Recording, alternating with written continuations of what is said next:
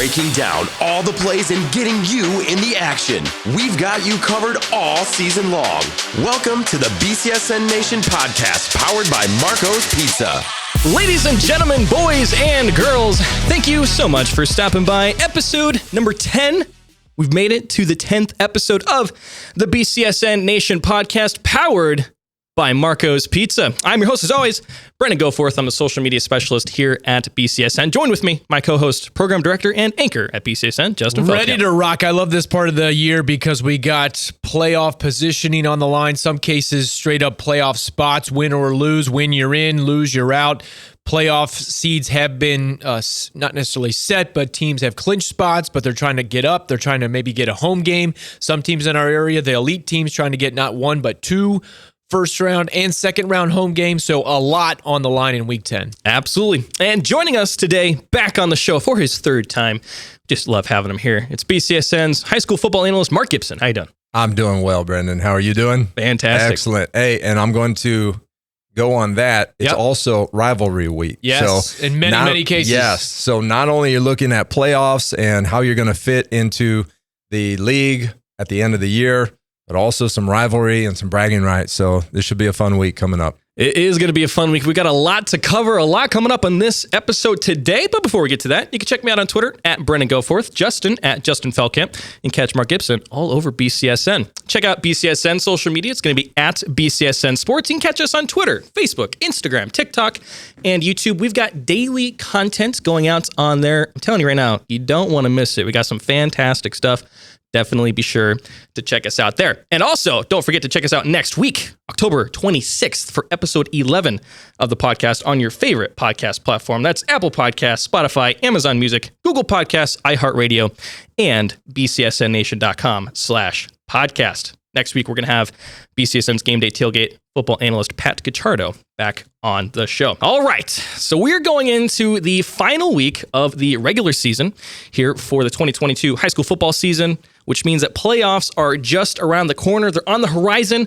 And as Justin alluded to at the beginning of the podcast, we've already got teams who have clinched spots, and then we've also got teams who are in the running, who are still looking to get a final spot as we finish off the regular season. So we're going to go ahead and list off the teams who have already clinched, and then teams are in the hunt, and then look at some of those matchups that could be very important come this weekend. So starting off in Division 1, Region 2, we've got Perrysburg and Whitmer who have already locked in spots. Real quick to mention, last week we were talking about state rankings. Perrysburg has jumped into the top 10 at number 9 on the latest AP poll. To them. So good for them. Division 2, Region 6, we got Central Catholic, Anthony Wayne, Fremont Ross, Southview, and St. John's all locking in spots. Division 3, Region 10, we've got Scott's locking in a spot, and then Division 4, Region 22, Ottawa Hills locking in a spot. So looking at these teams who have already clinched, what have we seen out of some of these teams so far? Right, and you look at what Coach Kriegel did over the years at Perrysburg, and then you have the coaching switch, Coach Connor, just a couple of years ago, and look what he's done to keep that program not only where it was, but continuing to get better and better. And I saw them play St. John's. Overtime game. Yeah. And I think what it did at that point is it got the staff to reevaluate where they were. I really do. Obviously, they were playing well, but they had the big lead, and they allowed St. John's, and take nothing away from St. John's and what they were able to do, but they were able to come back ferociously in that second half and probably should have won the game and had a chance to win the game. They had a missed extra point that allowed them only to be up by 8 instead of 9. Instead of the 2 scores, Perrysburg was able to go down and score and get the 2-point taken in overtime, and it was at home, and they had the momentum. But what I've seen out of them over the last several weeks from that game is that they've gotten better, and they got their identity, and with Tackett being a dual threat. Yeah. And that's the thing, sure. Not just throwing the ball, but also running the ball. So now you have to worry about Wallensack and Tackett on the offense. You have a big offensive line, as you mentioned. You have receivers that are coming into their own to be a part of that attack, and we always know that they have a sound defense and they're well coached. So I'm with you. I'm rooting for them. And, you know, being a Maumee guy, oh my gosh, I can't believe I'm saying that. But they're fun to watch, and they're well coached, and I know their staff very well. And you can't help but root for good football, especially around this area. And you want to see a Northwest Ohio football team go on and do damage in the playoffs and take care of those teams that perennially get all of the pub for D1. It'd be nice to see them go pretty far this year. Yeah. All right. Well, that's what we're looking at for teams who have currently clinched. Now, looking at teams who are in the hunt, who basically they have to win this weekend and then kind of hope for the best from everybody else out there to help them get in. Looking at Division 1, Region 2, we've got Findlay, like we already mentioned, at the 14th seed right now. Division 2, Region 6, we've got Clay, Northview, St. Francis, Springfield, and Waite. Division 2, Region 8, we've got Lima Senior. Division 3, Region 10, Bowling Green. And Division 4, Region 14, Napoleon and Rossford. In this selection of teams right here, a lot of them are playing opponents who are equally looking to get in this weekend as well. So as far as some key matchups are concerned, we got Bowling Green taking on Napoleon, Findlay taking on Lima Senior, Clay taking on St. John's, Northview and Southview in our game of the week this weekend, the Battle of Sylvania. And then Waite taking on Scots, which also has some City League things up for grabs there as well. So as far as these teams that are in the hunt, what's some of the teams you guys have your eye on this weekend that could potentially get themselves in? And I'm looking forward to seeing this because St. John's has a lot to play for. St. John's is already in, as we mentioned, but they can creep up in the standings, and for all the reasons that we just laid out as to why you would want to do that. But Clay has something to play for in Week 10, and that has not always been the case in the past decade plus with Clay. Right. I really like their quarterback. One, he's young.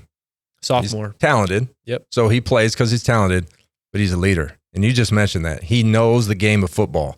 And to make a play like that, to save some yards, to throw it out of bounds, and live and fight another day, and be able to throw the ball. When you can throw the ball effectively and you can score points, you're dangerous. No, I don't care. If you just hang your hat on the running game, you're going to run into a big defense, and they're going to load the box, and they're going to say, dare us. Right? You come at us, and we'll take care of it. But when you can spread it out and throw the ball, you're a dangerous football team. And that was one of the teams that we did not want to face in the playoffs. So we got some hotshot kid quarterback, and they're spreading the ball all over the field, and we don't have enough athletes to match up. Again, they could be a hard out once they get in, just because you get a turnover, you get some penalties that go the other way, and all of a sudden they're in a dogfight, and one of these other teams are saying, where do these guys come from? Because we don't have much, like you said, Clay hasn't been there for a while. So the fact that they are in, what I like, and you look at it, is playing for their destiny, controlling their destiny, right? If you win, you're in. You don't like looking at that and saying you're win with help, because you can do all that you can to win, and you're all excited about that. And they say, well, now we got to hold on and wait and see what it says Saturday morning. And that's terrible as a coach and as kids, obviously, because everybody's on pins and needles trying to figure out what's going on.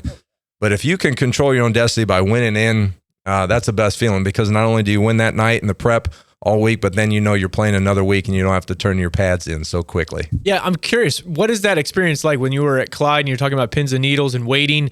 I mean, to the viewers at home and listeners, we are looking at the Joe Idol website, in which it has all the statistics and the schedules and how teams fare in the playoff ratings.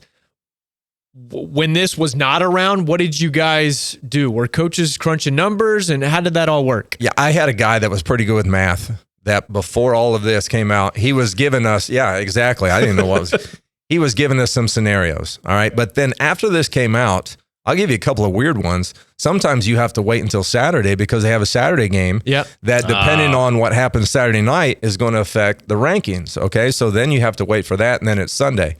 I remember when I was at Brookville, and this was 20-some years ago. Brookville's around Dayton.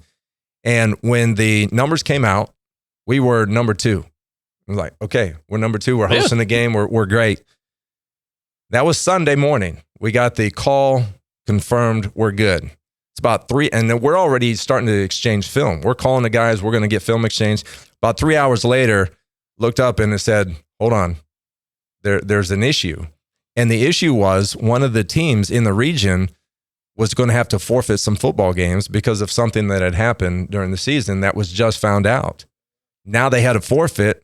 Now it changes everything all up. So now, who are we going to play? We thought we knew who we were going to play in week 1. And this was before exchanging everything on film on the computer, on the internet, right? So you got huddle, you exchange film, boom, it's done. This is when you had to do it the old-fashioned way and go meet somebody and drive to pick up film. So we had to do that twice.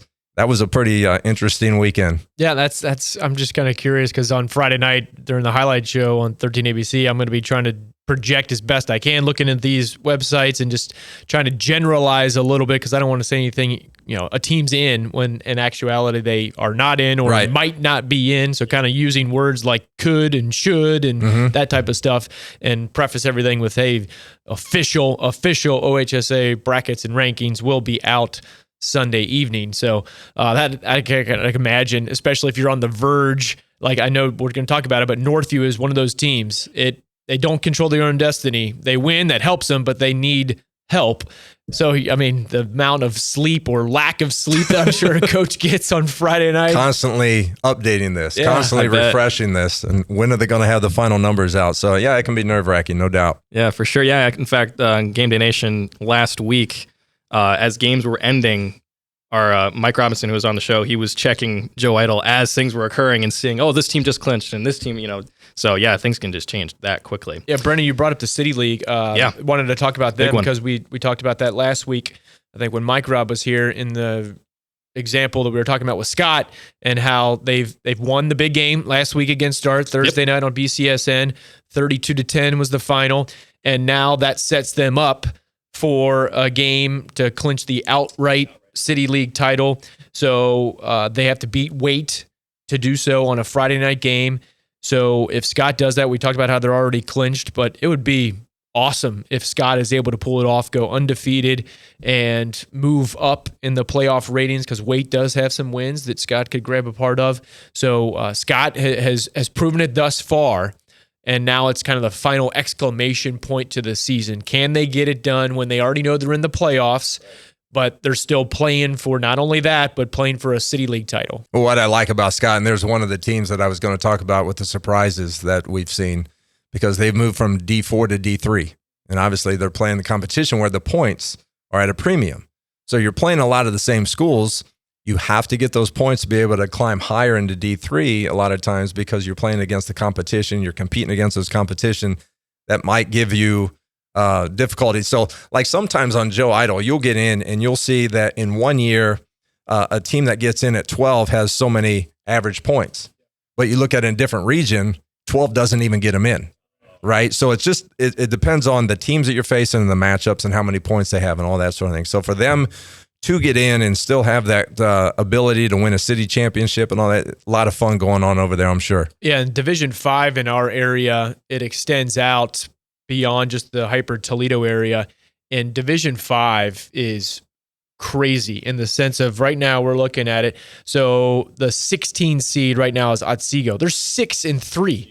So they have 3 games above 500, and they're in that final spot. And if they get a win, they technically still could be out. So they could go 7-3, maybe not make it. They're taking on Eastwood, which is one of the best teams in the area, state ranked. Chances are Eastwood would beat Otsego. So you can go 6-4, and you're not going to make the playoffs. That's exactly what you were talking about in the sense of depending on what region you are in and the record that you have. I mean, that is a gauntlet. Whoever comes out of this region and gets to the state semifinals is going to be battle tested through and through and through, because right now Otsego would face Liberty Center in the first round. Man. So that's Northern Buckeye Conference against NWOAL. And that would not be a cakewalk for Liberty Center. A 1 seed typically should have a cakewalk, games over by halftime. I don't think you would get that in that particular matchup, because that Division 5 is loaded. Well, speaking of the NBC, with Maumee going to go to that conference next year, look at this. We have Eastwood. You go down, Oak Harbor is joining, right? Then you have Genoa and Otsego. They're loaded. It's not going to be easy. They're loaded. It is.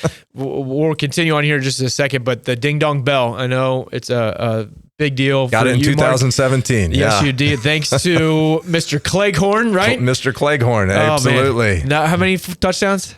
He had all 4 of our scores. He had 51 carries for over 300 yards rushing that night. God. Played and started all defense at outside linebacker, played all special teams except kickoff. And when he came off the field, he still had a lot of energy to go. I have no idea. That sounds like my dog. The Ding Dong Bell, it's in all likelihood, it's for the foreseeable future. Friday night is going to be the last time that Maumee and Perrysburg will play for that special trophy, because, as he mentioned, that Maumee is going to the Northern Buckeye Conference, Perrysburg staying in the Northern Lakes League. Yes. Yeah, just something real quick that I just noticed when we're looking at this Division 5 here. only half of the teams that are going to be in the playoffs have already clinched, which is in contrast to some of these other divisions that we're looking at, where there's only maybe 1 or 2 spots that have not been clinched. So yeah, talking about a gauntlet, that's big time right there. Another thing too, that weight Scott game we were just mentioning, the previous game last week between Scott and Start, I was locked in watching the whole game, and that was quite a game from Scott. But talking about Scott and Start, that's actually what's coming up next on our clip of the week. So let's check this out. It's time to react to the BCSN Nation Podcast clip of the week. Send us your favorite play on Twitter, Facebook, Instagram, or TikTok using the @BCSN Sports and #BCSN Podcast. At BCSN Sports, #BCSN Podcast. It's our clip of the week. And this week, it takes us over to, like I mentioned, that Start versus Scott game last week, where it seemed like Marquise Yarbrough was just all over the field the entire game. And it definitely happened in this particular instance. But he showed off his athleticism with a one-handed grab from the long snapper. This was supposed to be a punt. And then that kind of got messed up. So then he went from taking the one-handed grab to sort of faking the punt and then taking off and running it all the way back to the end zone. This clip has been seen almost a million views across all forms of our social media. It was shared by Dude Perfect, which a lot of you guys out there probably know what Dude Perfect is. Pat McAfee, Max Preps, Sports Center Next. I mean, this one went everywhere online. So let's take a look at this and give our thoughts. Minute and a half gone by, a 3 and Yeah. out, and that just Just, and it's poof. almost blocked. Here's Yarbrough. So smooth. Yarbrough has some blockers, has an entourage in front, and Yarbrough. Yeah, right there. Need a tackle there, Scott. We need a tackle there, Scott. We need an effort. Yeah. Just effort to Something. tackle. But that was a great play. I mean, athleticism on full display there. And 100%. Tim Clegg on the play-by-play and Mike Robb on the color analysis there. But just a desire and a refusal to go down, kind of never giving up on a play. That's the definition of it, Mark, right there. To have a play that goes wonky and then make something out of nothing. And not every player on a roster can do stuff like that. Right. And you want as many as you can on your team. Yep. And I'm guaranteeing Godfrey Lewis likes the fact that Marquise Yarbrough is on his. We always alert our kids when we're watching film, and we know that the punter is also the quarterback, because obviously they can run fakes, he can throw the ball, things of that nature. But not too many of them can one-hand catch, say, hey, I'm supposed to punt, but I'm under duress, and I think I'll just – and it's not a design run. And so really nobody's blocking for him, and he does a lot of that on his own. So when you have that type of ability back there, good gravy. You get on your punt coverage team a little bit, obviously, and you would like a little better effort that we're watching here from some of the guys on the sidelines. But maybe they were just surprised that, hey, wait a minute, that's not supposed to be happening. And they didn't really give much of an effort, but hats off to him for making it happen. Yeah, Mark, I'm curious. I know Scott doesn't have a huge roster, but my question is, when you were a coach, how did you balance having your best players also play special teams, knowing that you don't want to get an injury on special teams, Right. knowing that you want to give them a little bit of a breather before they go out to play offense or defense? Because, you know, a play like this, if you have your best athletes who are gung-ho, ready to go, want to make a tackle, chances are that would not have happened. This play would not have happened. Yeah, sometimes as a head coach, you have to overrule some of the position coaches when you give them the ability to make a special teams unit. So we'd have kickoff coaches and punt coaches and those type of things. And a lot of times they do. They try to give some of those sophomore and young guys an opportunity, or maybe a senior who doesn't start, give them an opportunity to be on special teams to get on the field.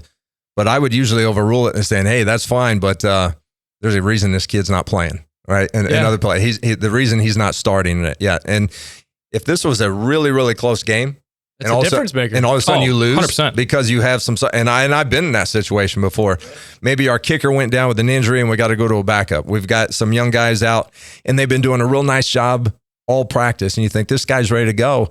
And then he gets out in a game situation and they have this huge return. And it's because the sophomore wasn't doing his job, right? He wasn't disciplined. He didn't stay in his lane. He got blocked out. He didn't fight off the ball. Whatever that goes through that young kid's head, You give up a touchdown, it's the difference of the ball game. Yeah, I mean, this score was 18-3. It made it 18-10, and Scott did respond and didn't allow Start to score again and ended up winning 32-10. But even if it's not the difference between winning and losing, but still, an 18-3 game is totally different than an 18-10 game as far as, okay, now what type of play calls do we have on offense? Are we as aggressive? Right. Are we punting? Are we going for it on fourth down? All that plays a factor in a play like this. Absolutely. And you have most of the second half yet to play, so that's going to change the complexion of the game quite a bit. For sure. And correct me if I'm wrong, this is only his second, because you mentioned being the quarterback as well as a punter. This is only his second game playing at quarterback, correct? I believe that is correct. We'd have to ask Mike Robb or Tim Clegg on that, but just in seeing his name and the highlights that I've called through 9 weeks, it would not surprise me that it is one of his first 1 or 2 starts. Yeah, and really just showing up there. And like I mentioned before, Pat McAfee shared this out on his social media, and you know, Pat McAfee, obviously incredible punter, and that was, he was having a great time seeing this clip. Yeah, he certainly would appreciate that. Oh, 100%. Yeah, when we sent this out, you can even look in the replies, everyone's tagging Pat McAfee. Like, check this out. All right, well, definitely Marquise Yarbrough. Fantastic play. Good job. And then, of course, we're going to be keeping talking about Scott again, keeping an eye on the Wait-Scott game this week. Well, if you like this clip and you want to see more, check out our TikTok. It's at BCSN Sports. I've been telling you to help us hit 5,000 followers. Well, congratulations. We have far surpassed that. We are, I think, currently right now, we're like 5,160. Yeah, 5,165 followers. Thank you for checking us out. We're on the road to 10,000 followers now. So if you'd like to check it out, absolutely. We're I've been up to this point just putting out clips on Friday nights, but we're going a little harder now. So you can see some clips every day now on the TikTok. Definitely check us out there. All right, let's jump into this week's Student Section Review. It's time for the BCSN Nation Podcast Student Section Review. Send us your photos or videos of your school's student section using the @BCSN Sports and hashtag SSOTW on Twitter, Instagram, or TikTok. At BCSN Sports, hashtag SSOTW. It is the Unison Health Student Section of the Week and our Student Section Review. Now, this week, we're taking a trip out to Ottawa Hills. I want to just take a moment here to just briefly talk to y'all Green Bears out there, because it was a really great year for you guys. This is the final week of the regular season. So our final week of the regular season for Student Section of the Week. We plan on, continuing it out maybe a week or two into the playoffs. We'll see how that goes. But as far as the regular season is concerned, you guys are the last team, the last student section to win the Student Section of the Week. And I just want to say thank you guys for participating this year. Smaller school, but you guys have done a really great job all the way going back to week 1 when we went out there and kind of talked to you guys, and you did a really excellent job this week. Just thank you guys for participating and show up this weekend. It should be a really good game. You guys are taking on Eden at home. Yeah, we got the TAC title on the line. First outright title since 2005, I believe, for Ottawa Hills, if they can win it. They don't want to share it. People get greedy. They don't want to share anything in the TAC. And they had a share with Gibsonburg in 2017, but then it was Northwood, and then Eden won it last year. So to be the champ, you got to beat the champ, and they set it up perfectly here in Week 10. Eden at Ottawa Hills. Ottawa Hills wins. They win the outright title. Eden wins. They win the outright title. So it should be a showdown. It is a BCSN Now app game. So Green Bears have a lot to play for in the student section and on the field. Absolutely. Yeah, it's going to be a good one. Once again, show up. We're going to be there. It should be a good time. I've been seeing, they've been posting on social media saying that we want to break all the records for attendance and things like that. So it should be a really good time. Definitely share with us your photos and videos. We're going to have that belt. It's going to be a really, really good time. All right, let's jump into this week's question of the week. It's time for the BCSN Nation Podcast Question of the Week. Send us your question on Twitter, Instagram, or Facebook using the @BCSN Sports and hashtag BCSN Podcast.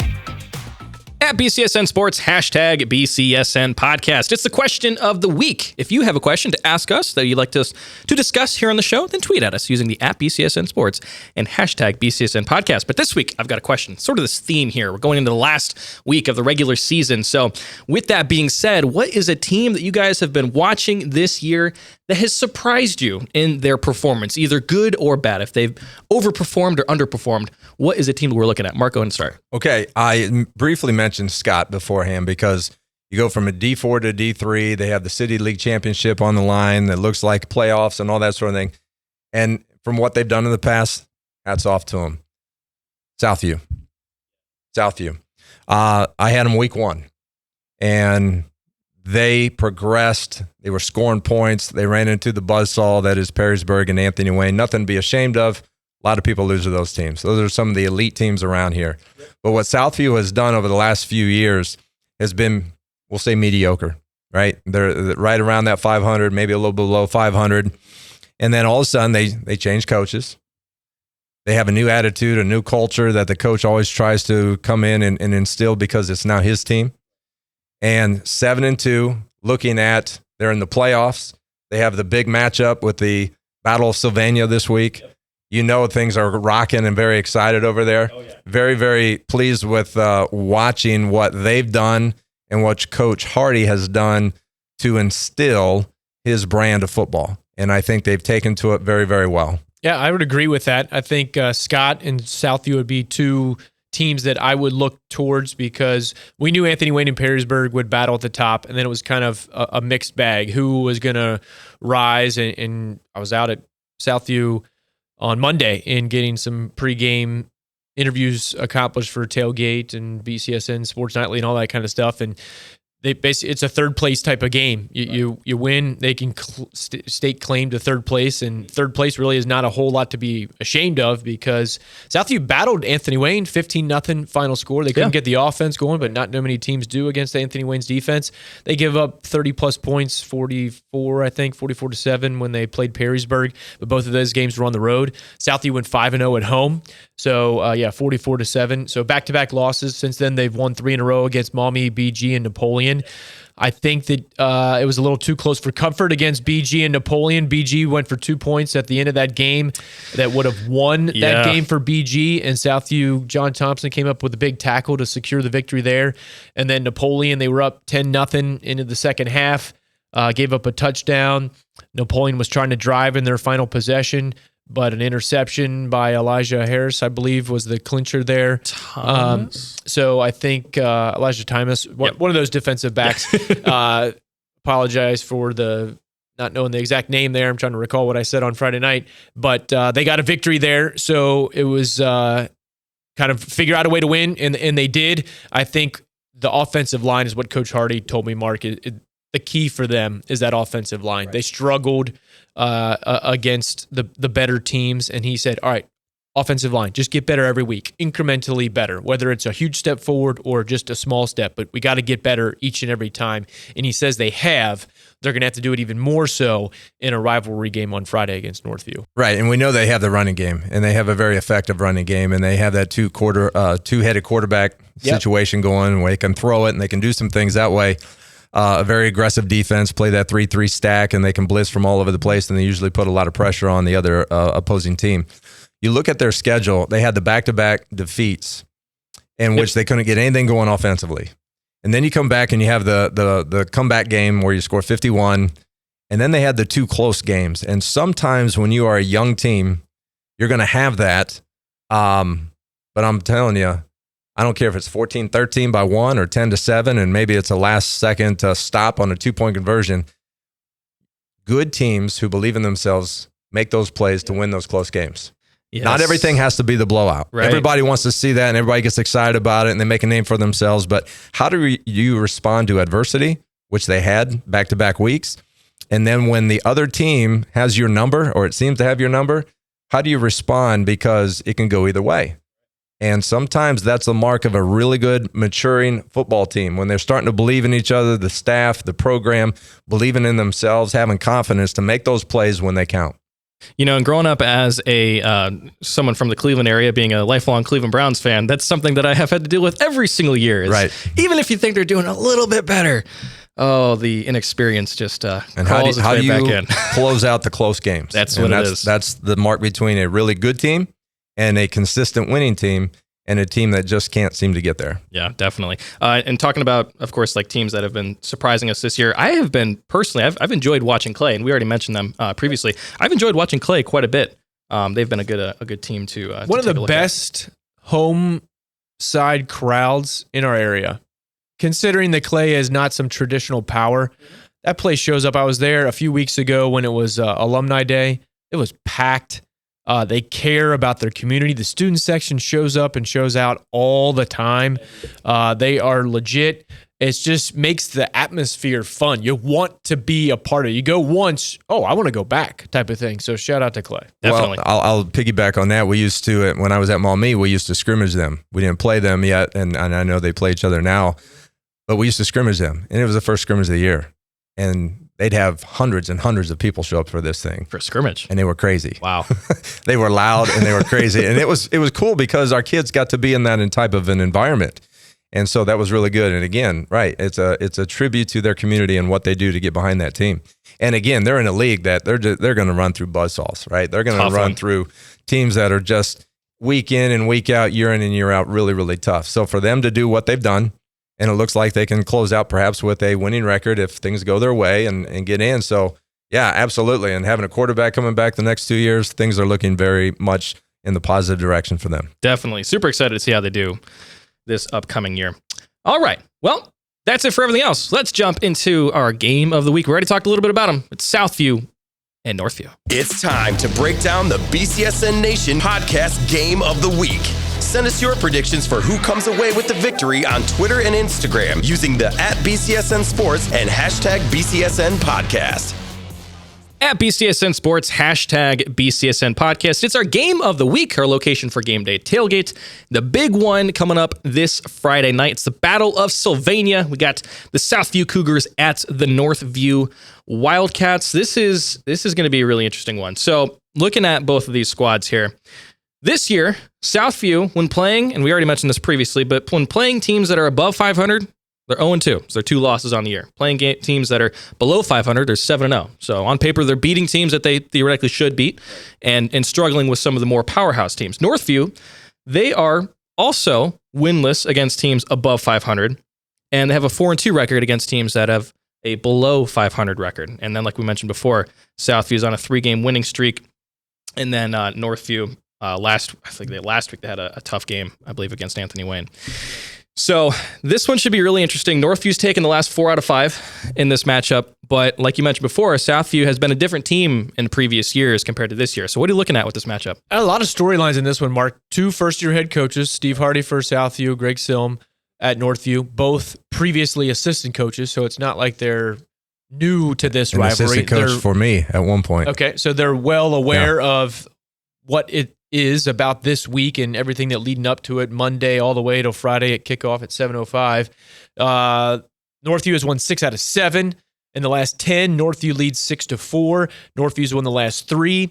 The last time Southview won was Coach Jim Mays' final year and his final game, a team that they did not play well throughout the regular season, but came up and rose to the occasion, won 21-14. I know that's something that Coach Mays is proud about. He is also an assistant coach on this year's team. His son, Will, is a sophomore quarterback. So a lot to look forward in this one because it is unique because in the Toledo area, the Northwest Ohio area, to have 2 schools within the same school district, it doesn't happen anywhere except in Sylvania. These kids grow up playing on the same teams, whether it's baseball, basketball, football, tennis, golf, whatever. They've been in the same similar neighborhoods. They've played against each other. They've played with each other. And now they're going head-to-head one final time in Week 10. Games at Northview. Should be great weather. Should be a great atmosphere. Yeah, it's going to get a lot warmer and apparently be dry as opposed to what we're having right now early in the week. You're talking about bragging rights. We mentioned that at the beginning. So you have these rivalry games. This is a big one, obviously. Did this game last year in Week 10. Southview, now to talk a little bit about what we had already mentioned, Southview had an opportunity, several opportunities to win that game last year. They didn't get it done. They didn't get it done because they made too many mistakes.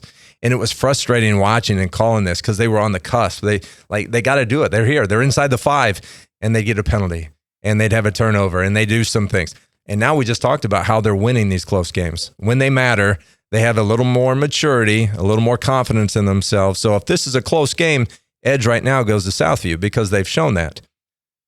But I just said Coach Silm was one of my assistants years ago, and their offensive coordinator, Coach France, was also my defensive coordinator for several years at Maumee. So I know them. I'm obviously rooting for them. I want to see them do well.